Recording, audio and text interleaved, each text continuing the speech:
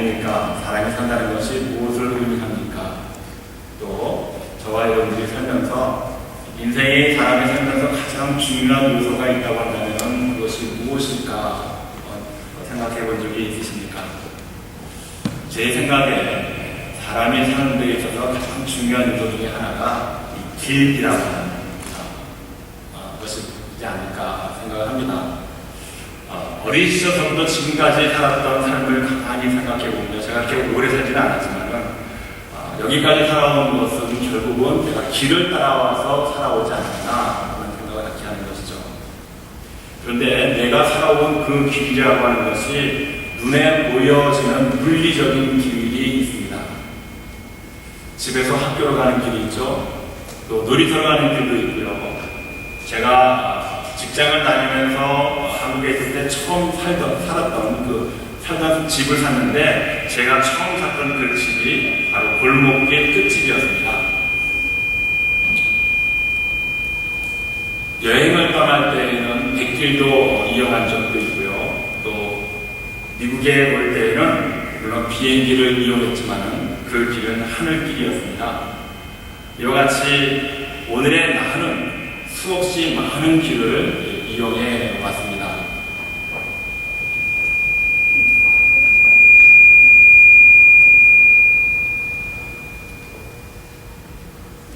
그렇지만 소리 잘 들리죠? 괜찮죠? 더 볼륨을 안 올려줍니다.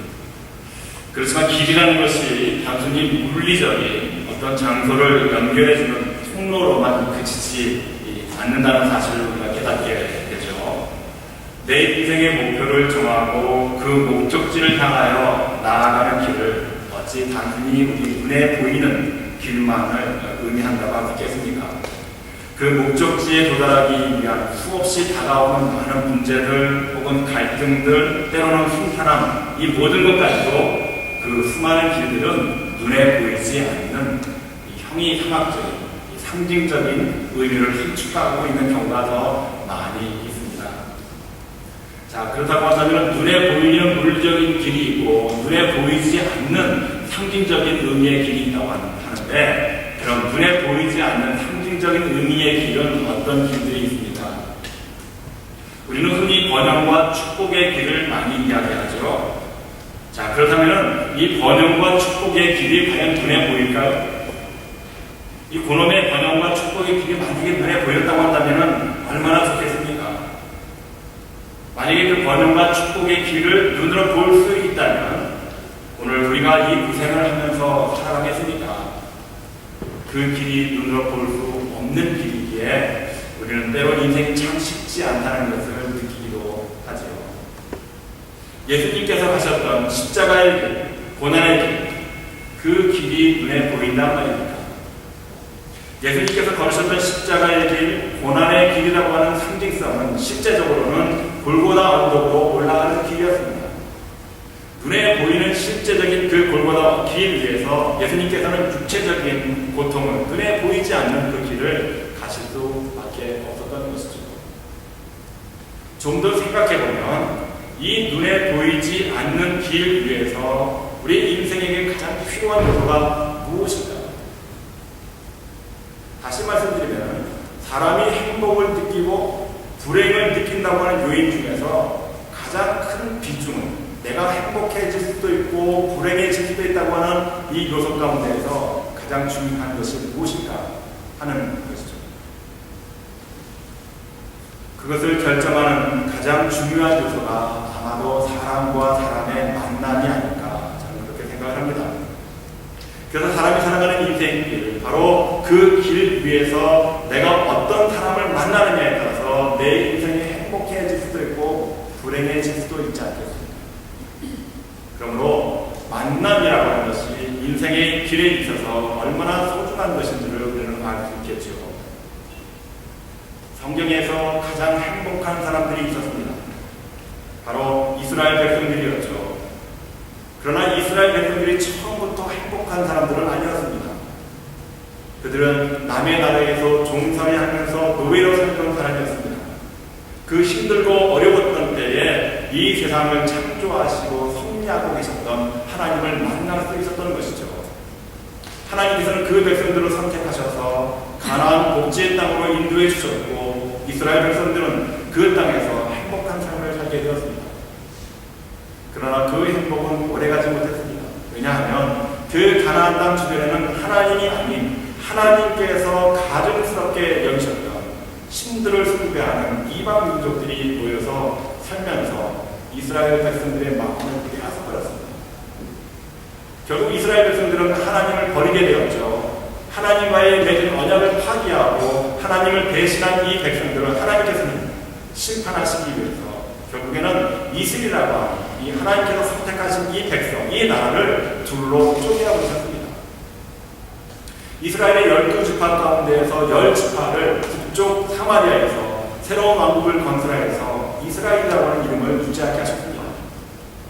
그 갈라진 북쪽의 이스라엘의 처음 왕을 여로보암이라고 하는 사람을 세워주셨습니다.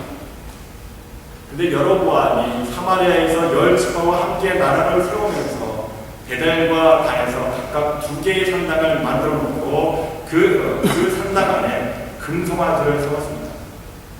그리고 이스라엘 백성들이 예루살렘에까지 갈 필요 없이 이 산당에서 이 금송아지들에게 절할 때 이것이 하나님을 섬기는 것이다. 하나님은 예루살렘 성전에만 있는 것이 아니라 우리가 만들어 놓은 이곳에도 하나님은 물론 계시다고 하는 것을 강조하면서 지나게 되었습니다.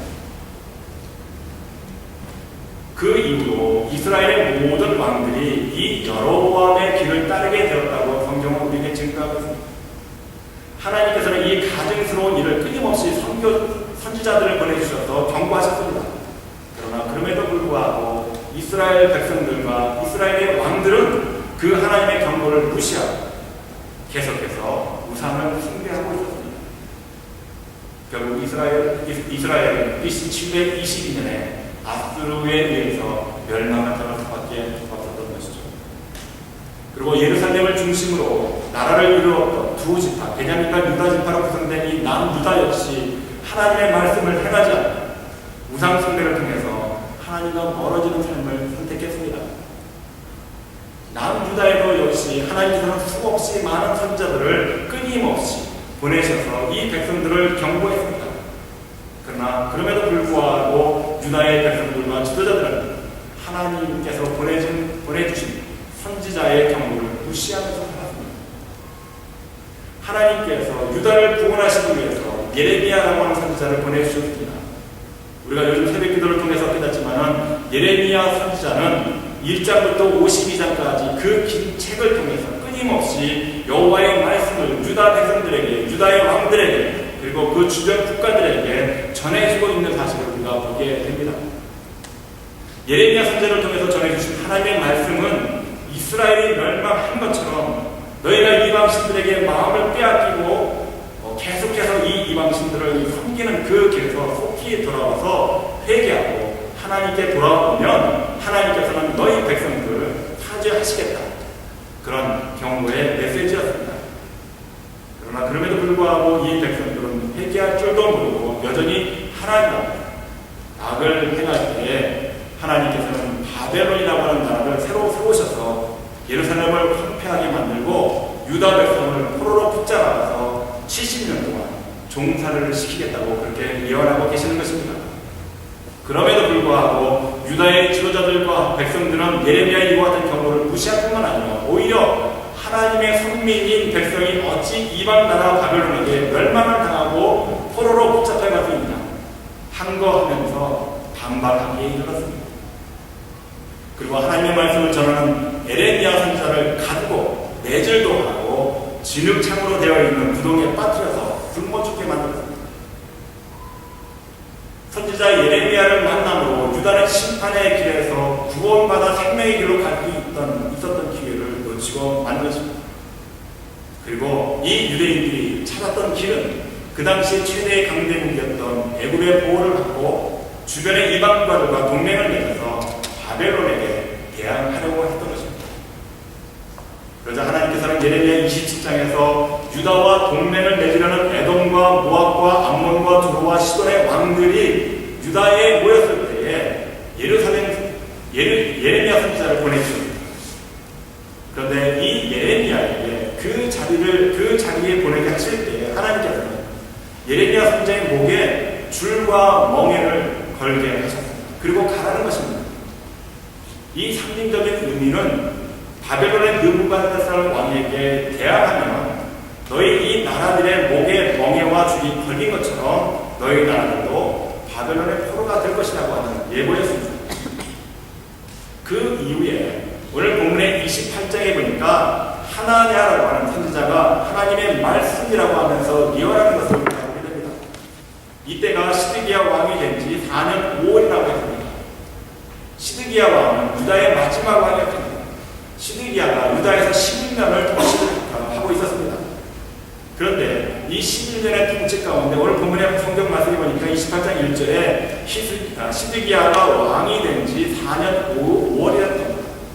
자, 그렇다고 하면 시드기야가 이 유다를 11년 동안 통치를 했다고 하면 남아있는 기간이 이제 7년밖에 남지 않았습니다.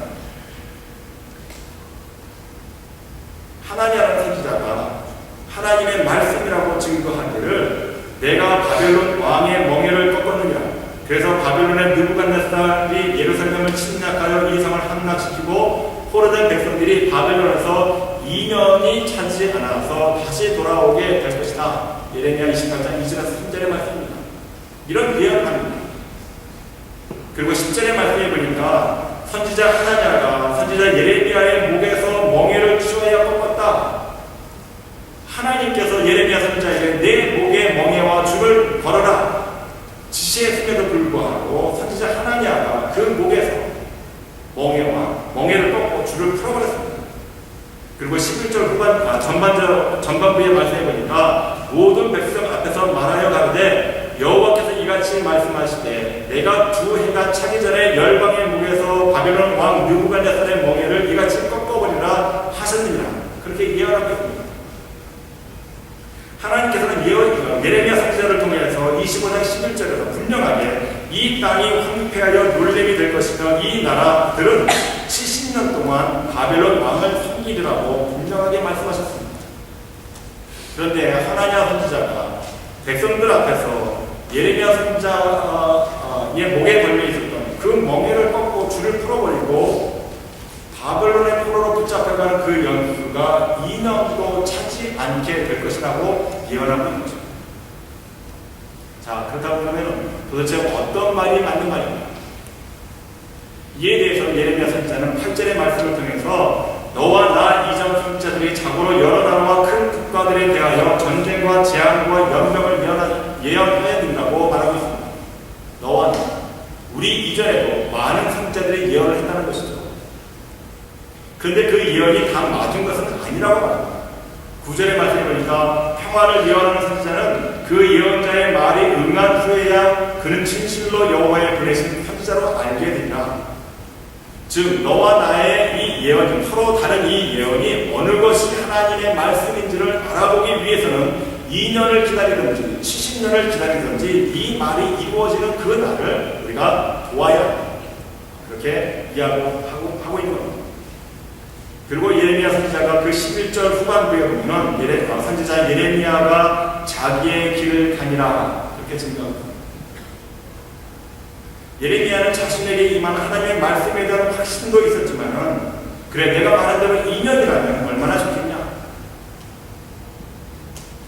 그래서 이러한 예레미야의 의도가 잘 나타나 있는 것이 6절의 말씀입니다. 선지자 예레미야가 말하되 아멘 여호와는 이같이 하옵소서 여호와께서 내 예언대로 이루사 여호와의 집 가구와 모든 포로를 바벨론에서 이곳으로 다시 옮겨 오시기를 원합니다. 바벨론을 포로로 붙잡혀갔을 때 예루살렘의 모든 성전의 기물과 이것도 통째로 다 뜯겨져서 바벨론으로 다 옮겨지게 됩니다. 그리고 백성들이 포로로 잡혀갔을 때 네 말대로 2년 안에 이 백성들이 다시 귀환하면 얼마나 좋겠냐 이런 말이죠.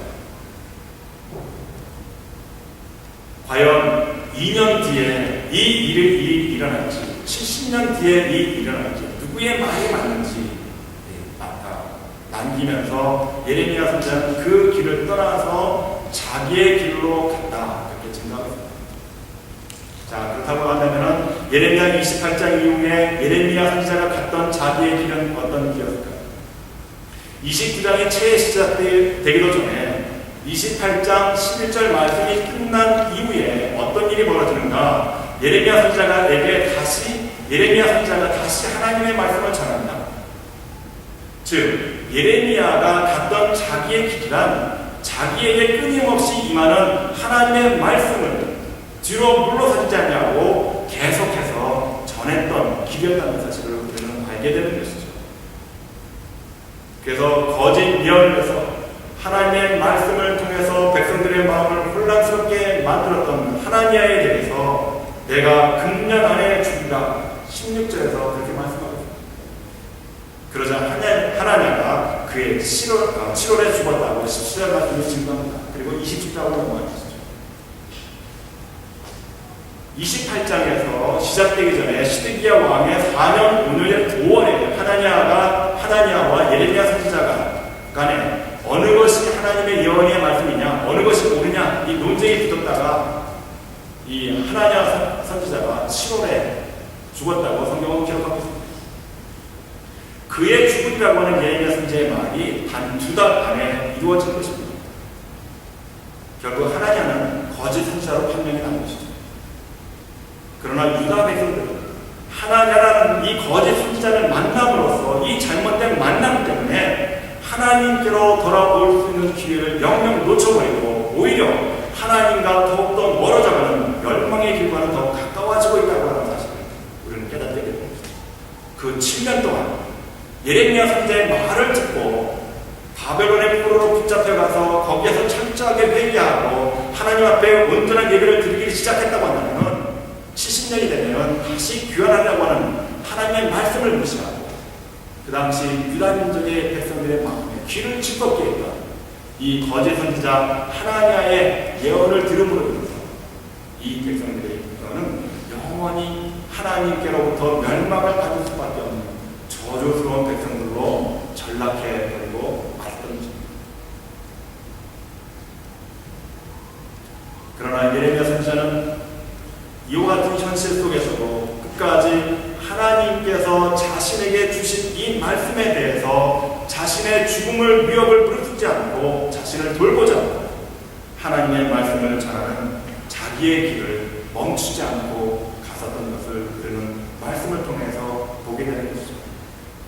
자기에게 임하신 하나님의 말씀을 유다의 왕과 백성들에게 멈추지 않고 전해 주었지만 예레미야는 옥에 갇히기도 하고 매도 맞기도 하고 결국에는 진흙구덩 속에 던져지고 먹을 것도 주지 않아서 굶어 죽을 위기에 놓이기도 했습니다. 그러나 예레미야는 매맞는 것도 옥에 갇히는 것도 바벨론의 앞잡이가 되어서 유다를 배반하는 매군 거라고 하는 손가락질을 당하면서 그렇게 맞이하는 죽음의 위기 앞에서도 단 한 번도 하나님의 뜻을 거역하지 않고 끊임없이 유다를 구원하기 위한 하나님의 말씀을 전할 수 있었던 것입니다. 그렇다면 이와 같이 예레미야 선지자가 온갖 고난과 역경 속에서도 하나님의 말씀을 충실하게 증거할 수 있었던 이유는 어디에 있었습니까? 예레미야서를 읽다 보면 수없이 반복되고 있는 구절을 우리는 만나고 있습니다. 하나님의 말씀이 예레미야에게 임하여 이르시되 라든지 예레미야가 여호와의 집에서 이 말을 하매 혹은 예레미야가 여호와께서 명하신 말씀을 모든 백성에게 고하되 이와 같은 말들이 예레미야서 1장서부터 52장 끝날 때까지 끊임없이 수도 없이 반복되는 것을 우리는 보게 됩니다. 무엇을 의미합니까? 우리는 여기에서 무엇을 볼 수 있어야 합니까? 예레미야가 하나님과 만나고 있다는 사실을 우리는 발견할 수 있어요. 예레미야에게만 하나님의 말씀이 임한다는 사실입니다. 무엇 때문일까요? 무엇 때문에 하나님께서는 굳이 이 예루살렘 선지자 한 사람에게만 끊임없이 반복해서 하나님의 말씀이라고 말씀을 들려주시면서 이 예레미야 선지자를 통해서 유다 백성들에게 하나님의 말씀이 선포되기를 원하는 것일까요? 그 이유는 오직 단 한 가지입니다. 예레미야 1장 5절의 말씀을 보면 내가 너를 복중에 짓기 전에 너를 알았고 내가 태에서 나오기 전에 너를 구별하였고 너를 멸망의 선지자로 세웠노라. 즉 하나님께서는 예레미야를 하나님의 선지자로 사용하시려고 계획하셨기 때문이었습니다. 그리고 예레미야는 이와 같은 하나님의 택하심에 순종했기 때문이라고 우리는 그 이유를 분명히 알 수 있게 됩니다. 하나님께서 선지자로 사용하시기를 위해서 선택하셨기 때문에 예레미야는 그 하나님의 선택하심에 순종하는 삶을 살아가는 그 모습이 끊임없이 자신에게 임하는 하나님의 말씀을 세상에게 향하여 증거하는 그런 선지자의 모습을 우리는 볼 수 있어야 한다는 것이죠. 자, 이제 우리는 여기서 우리 또한 우리가 나아가야 할 길을 찾을 수 있지 않겠습니까? 오늘 우리가 나아가야 할 길을 찾기 전에 먼저 저와 여러분이 해야 할 일이 한 가지가 있습니다. 그것은 예레미야 1장 5절에서 증거하고 있는 것처럼 하나님께서는 하나님의 말씀을 전하시기 위해서 사람을 선택하신다는 사실입니다. 그러므로 저와 여러분이 하나님을 믿게 된 하나님의 백성이 된 것은 결코 우연이 아니라 하나님께서 이미 나를 믿음 안에서 훈련시키시고 그 말씀을 깨닫게 하시고 그 깨닫는 말씀을 세상에 나아가서 전하시기를 원하시는데 이 일은 이미 저와 여러분들이 하나님을 알기 전에 하나님께서는 이미 미리 우리를 선택해 주셨다는 사실입니다. 저와 여러분들이 인생의 길을 살면서 어떤 길로 나가야 하는가 그 질문 앞에 우리가 먼저 해결해야 될 것 가운데 하나는 이 믿음 안에 여러분들이 확실히 서 있어야 한다는 것입니다. 그래야 예레미야 선지자처럼 끊임없이 흔들리는 위기 상황 속에서도 흔들리지 아니하고 담대하게 하나님의 말씀을 증언할 수 있지 않겠습니까? 어떤 믿음? 나를 세워준 것은 내 뜻이 아니라 하나님께서 나를 사용하시면서 선택하셨다고 하는 이 믿음. 그러므로 저와 여러분들이 이 믿음의 확신을 갖고 우리가 가야 할 길을 찾기 위해서 오늘 본문 속에서 우리에게 보여주는 몇 개의 길을 한번 같이 살펴보시기를 바랍니다. 첫 번째 길은 하나냐 선지자의 거짓의 길이었습니다. 하나님의 뜻이 아니라 백성들과 왕의 길을 즐겁게 하기 위한 선지자이었습니다.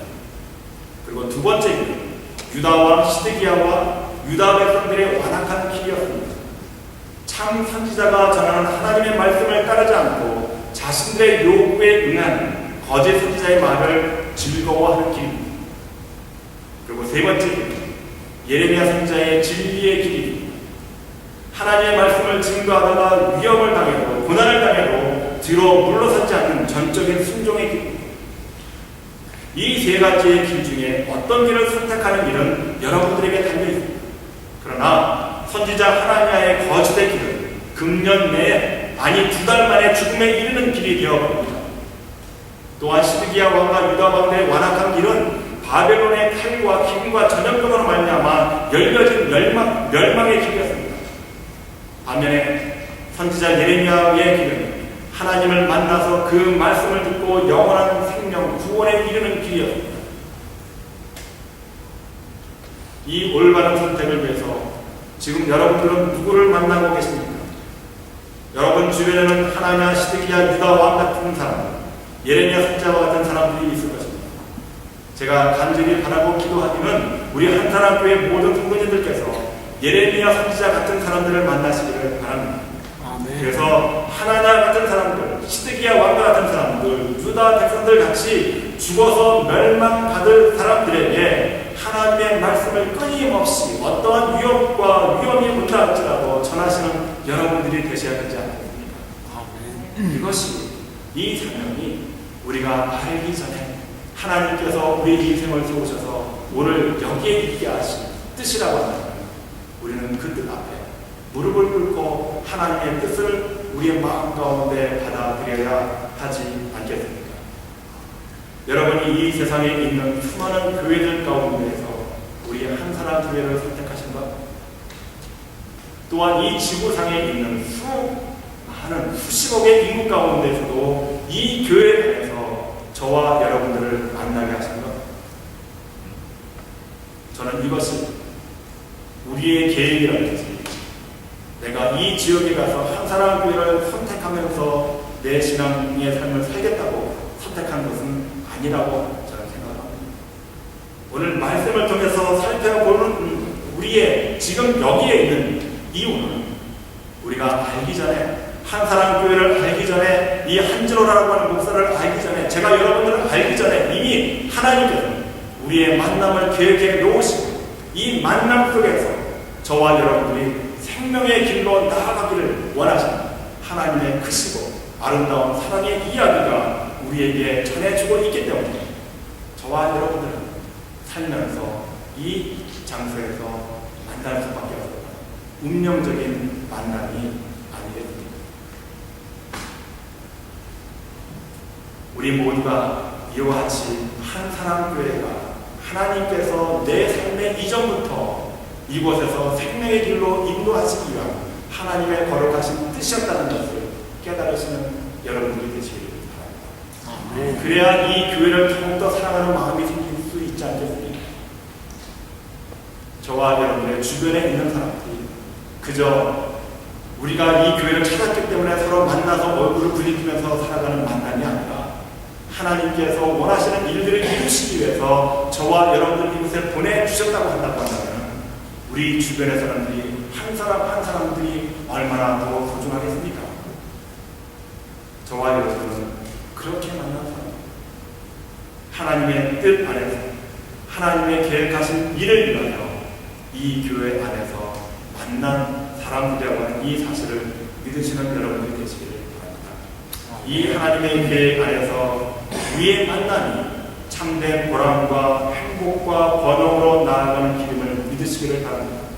그래서 하나님께서 우리를 택하셔서 주신 이 사명을 끝까지 충성스럽게 예레미야가 그랬던 것처럼 예수 그리스도께서 십자가를 마다하지 아니하고 하나님의 뜻에 순종하셨던 것처럼 사도 바울이 옥에 갇히는 수모와 죽음에 이르는 채찍을 맞고도 끝까지 하나님의 말씀을 순종하면서 증거했던 그런 삶의 모습이 오늘 이 시대를 살아가는 저와 여러분들의 모습이 되셔서 하나님께 영광을 돌리고 하나님의 끝없는 뜻이 이 세상에 전달되는데 여러분들이 중개자가 되셔서 하나님의 소원을 이루어드리는 복된 여러분들이 되시기를 주의 이름으로 간절히 축원합니다.